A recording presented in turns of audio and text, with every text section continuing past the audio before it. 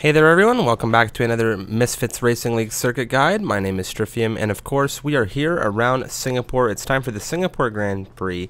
We have 23 turns around here, and Mikcow is going to take us for an in-depth look. Hello everyone and welcome back to another installment of the Misfits Racing League Circuit Guide series. My name is Mikcow and today I'm going to be taking you around the wonderful Marina Bay street circuit here in Singapore for round number 16 of MRL Season 3 action. So turn 1, quite an important turn to get right. It's quite a high speed for a turn 1 and it can be the scene of many accidents out of this DRS zone. So you're braking for turn 1, you're coming in at around 7th gear, maybe even 8th gear in qualifying. That's all up to you and your setup. You're going to be looking for this black board that you see on the top of your screen. That little black board just past the 100 meter board is your braking point for that. And then for this you want to just use all of the apex curbing, keep the car straight for turn 2, use this AstroTurf, and then down to 3rd gear for turn number 3. Careful not to touch the inside curb. You can run a little bit wide on the exit to use that tarmac for some extra traction. Keep the car nice and tight on the left hand side through turn 4, which doesn't really exist, and then for turn 5 it's all about the exit here and just trying to keep the speed up. You want to use all of the track, so you see where the white line is. You want to have your car over on this side on the entry, but don't run too wide, otherwise you will invalidate your lap time. And your braking is right as this ripple strip starts. You want to go down a couple gears to 4th or 5th gear. That's personal preference, up to you. Careful when attacking this inside curbing, it is raised, but that is the quickest way around if you are able to nail it. If you miss it, that's fine. It's all about the exit though, and just getting as close to this wall on the exit as you can, just to open up the steering and let the car accelerate down the 2nd DRS zone. And in my opinion, probably the best spot to overtake on the whole track. It can be very hard to overtake here. So turn 6, keep it nice and tight to the right hand side, keeping the speed up. And then as you make your way down into turn 7, one of the harder braking zones on the circuit. Your braking for this is just past the 100 meter board. See where this concrete juts out a little bit, the wall is a bit disconnected there. Have a marshal post there. That's your braking point for turn number 7. Down through the gears and just keep it nice and flowing. Use all the track on the exit again, running over the curb and aiming for the tarmac on the right hand side. Turn 8 now. Again, it can be quite a technical corner. Can be hard to get right. Your braking is this little black box at the top of your screen again, just before the 50 meter board. So braking there, down into 2nd gear, and then you really want to avoid this inside curb. It can unsettle the car. Short shifting to 3rd on the exit, using all of the track, and then just trying to get the best run that you can. Into turn 9. Turn 9 is quite a hard corner to get right because it forces you to turn while braking. So if I just reverse a little bit here, your braking point, again, like for many of them along the track, is this little black box where the virtual flags are displayed. Here's basically your braking and turning in point. So you're braking there, turning in just slightly after it. Careful not to touch the inside curb, and then you just want to let the car roll out and get as close to the wall as you dare on the exit, just to carry as much speed as you can. Down this mini straight until we head into the old Singapore sling, turn 10. It can be a very hard corner to get right, and it has to be one that you really need to attack if you want to get the most out of the lap, because you just want to keep the speed as high as you can, obviously. So braking for this one is just before the 50, so about as we pass here, and then you really want to attack, aim for this orange bit of the wall, and you just want to really cut as much of the apex as you can get away with. You probably won't get any warnings for cutting the corner there, because if you turn in too early, well, you're going to hit the wall and that's going to be race over. But that's how you get around the track as fast as you can. You want to just really attack that apex as much as you can. Use the downforce of the car. Lots of downforce here in the setup that you'll see at the end of the video. So just use that extra control and just really attack that curb as much as you can. If you mess it up slightly and turn it a bit too late, it's not the end of the world, it's just you're leaving a bit of time on the table. Rather you turn in too late than too early, because if you turn in too early, then that's going to be session over. But nevertheless, we press on, make our way, we navigate the old Singapore sling through turn 10 into turn 11. Again, you just want to dab on the brakes, and again, you want to really attack this curbing. Just keeping the car nice and straight as you can. Third gear for that section. Up, short shift up to fourth. Use this little bit of concrete on the left-hand side for turn 12. But be careful putting on the power there. I personally have had a lot of issues losing the rear of the car going on that piece of concrete, so use it at your own risk. But that is the way to open up the circuit as much as possible. And then braking for turn 13, which isn't really this sweep to the right. It's actually the slow left-hander that precedes it. So set the car up for turn 13, braking where this little pillar comes out just before the or you can use the black box again as your braking point, but you want to keep the car as straight as possible to avoid locking up. If you come in too far from the left, it's going to force you to turn while braking, and that's going to be really bad. It's going to really compromise your run into 13. But hard on the brakes once again. Keep the car as straight as you can for as long as you can. Take a little bit of a later apex. Second gear, short shift to third. Avoid the inside curbing, and then it's all about the exit as you come up to the new DRS zone this game between turns 13 and 14.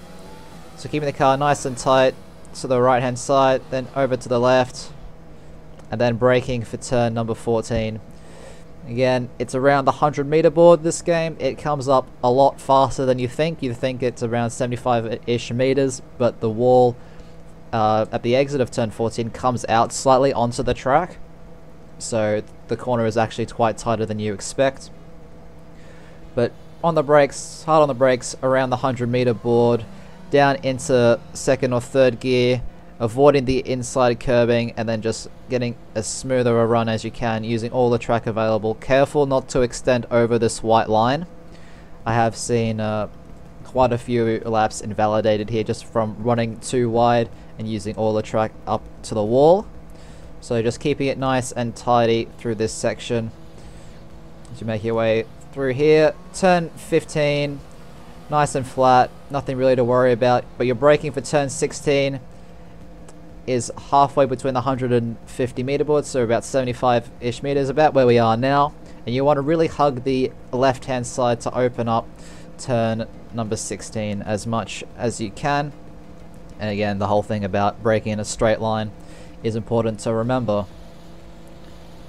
So through now into turn 16, using all the curb that you can, and then into turn 17, you want to really attack this apex curbing. You really don't want to be touching the ripple strip. You want to have your car sort of half in, half out, like I've been saying in some of the other circuit guides.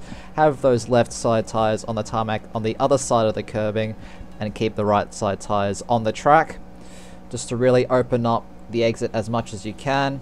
Follow the curbing around, careful not to hit the wall on the left hand side, then open up the steering and let the car drift over to the right.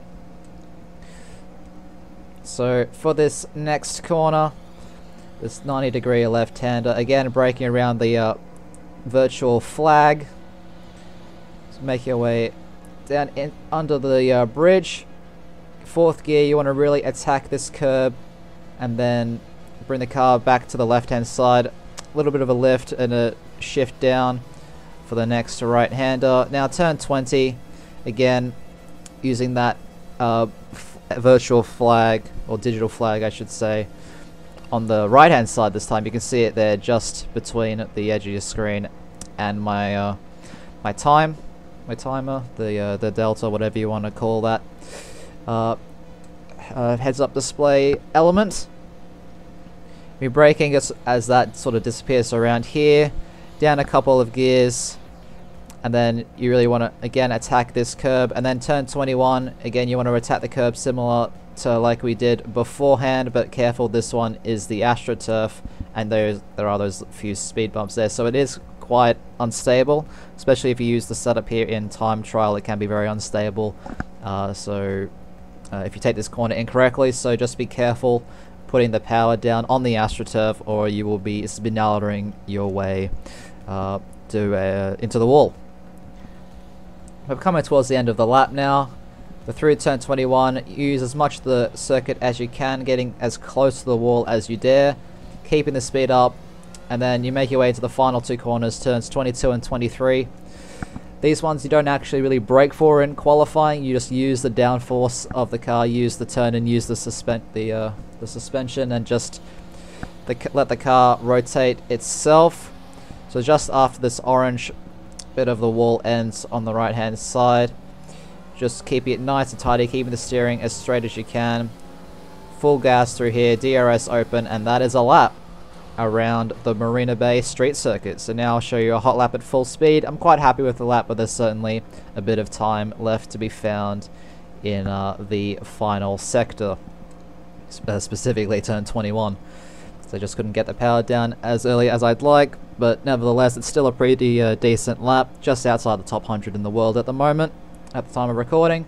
So once again guys, thanks for watching, enjoy the lap, and stay tuned for the setup at the end, and I'll see you guys next week as we head towards Russia. Until then, I'll see you guys then. Bye bye.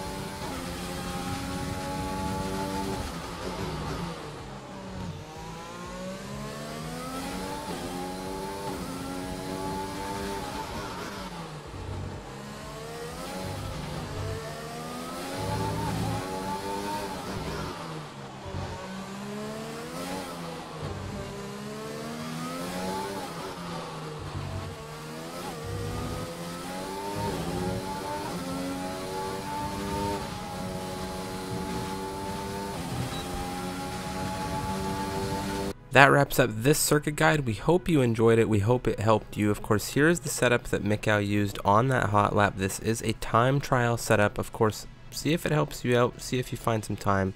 We'll see you guys next week.